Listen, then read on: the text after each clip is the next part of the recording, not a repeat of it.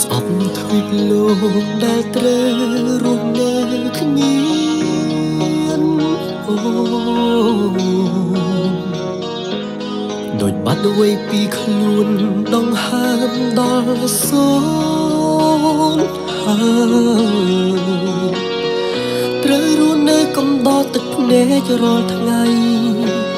ប្រឹងស្រែកហៅអតីតមករកត្រានត្រើយចង់ឲ្យមានមេអូនចងចាំស្នេហាកាលគឺកន្លង